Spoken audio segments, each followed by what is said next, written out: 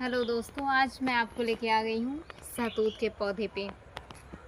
ये सहतूत का फली है जिसे मोरस अल्बा कहते हैं। ये मोरिएसी फैमिली से बिलोंग करता है। ये पशुओं को चारा खिलाने के लिए काम आता है, बहुत ही बेनिफिशियल होता है। इसमें सबसे अधिक औषधि गुण होते हैं जो कि खाने में बहुत अच्छा होता है और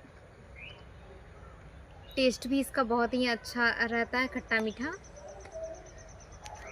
आप इसे स्टोर करके इसके जेली भी बना सकते हैं, जो कि आप कुछ दिन बाद भी ट्राई कर सकते हैं खाने के लिए। और इस पौधे पे ही रेशम के कीटों को उत्पादन किया जाता है, रेशम के कीटों का। Thank you for my watching video.